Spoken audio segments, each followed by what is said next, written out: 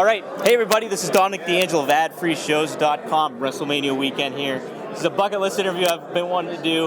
It is Mr. MVP. MVP, thank you for joining me, man. Absolute pleasure. So, all right. You're a huge Steely Dan fan. I grew up listening to Steely Dan. They were the music of my childhood, and they still continue to go. My older brother's obsessed. How did you get involved with Steely Dan? I've been a Steely Dan fan my whole life. I mean, I was born in '73, so it was music that I heard on the radio, forever. But interesting, when I was wrestling in Japan, in 2011, when they had the big earthquake, I was in Tokyo when that happened. Okay. And so I ended up kind of being stuck in my room for a few days because I couldn't go anywhere. There was major national catastrophe, and then you had radiation outside. Right. And I had recently downloaded, as you did back then with iTunes, Citizen Dan, a decade of Steely Dan. Yeah. So I was stuck in my hotel room at the Tokyo Dome, drinking Asahi and eating ramen noodles and listening to Steely Dan, and I rediscovered my love for Steely Dan. And I'm a huge hip hop fan, and Steely Dan is one of the most sampled bands. So as I went back down the Steely Dan rabbit hole, I'm like, oh man, I forgot about that song. Yeah. Or I'd hear a song and be like, oh, so and so sampled this, and it just kind of made me re-examine the Steely Dan catalog. And once I did that, it was just,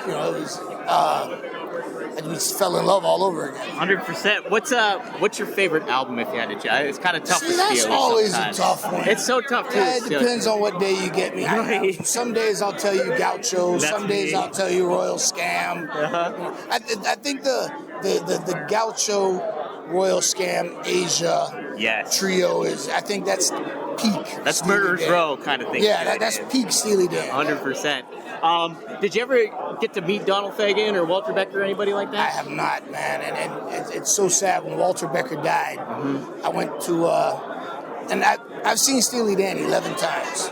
Nice. 7 before Walter died. Wow. 3 after he died. Yeah. And when he passed away, I went to my local watering hole at home, and I don't drink Cuervo Gold, but that night, in honor of Walter, I drank some Cuervo. I haven't met Donald Fagen, but I did have a chance to encounter with Keith Carlock. Yes. And yeah, it was pretty cool. I was in an elevator. I flew to Philadelphia to see Steely Dan at the Met for my birthday. Oh, nice. And I'm in the elevator, and I see this gentleman wearing a Steely Dan lanyard, a pass. Yeah. And I'm like, oh man, you going to the gig? He goes, yeah. And I didn't recognize him, so I'm like, oh, what do you do? He goes, I play drums. And I went, Keith Carlock? And I was with my ex-girlfriend at the time, and it's really funny because she said, I wish I had a camera because I'd never seen you fanboy before.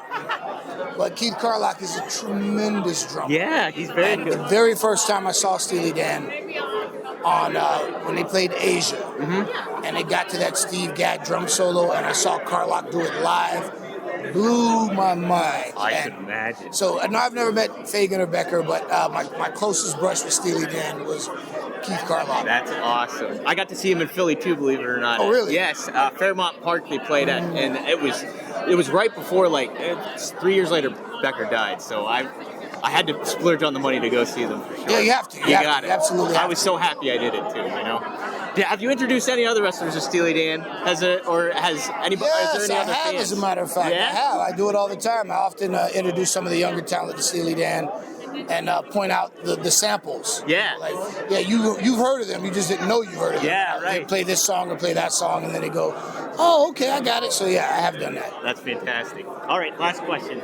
Well, to make it wrestling related, being a manager and everything like that, how has it kind of felt to kind of make that transition? I know you're still back in the ring and everything like that, but who do you kind of pattern yourself off of in certain ways when you started off and kind of going forward with that? Oh man, I think in my opinion, the 2 greatest managers of all time would be Paul Heyman and Bobby Heenan. Yes. And I relate a little bit more to Bobby Heenan because of his background as a wrestler, transitioning to a manager. But just the brilliance of those 2 men, that's what I try to emulate. So. Well, great. Thanks, MVP. It's been awesome. Yes. Cheers. Pleasure, man. Good stuff. Have a great weekend.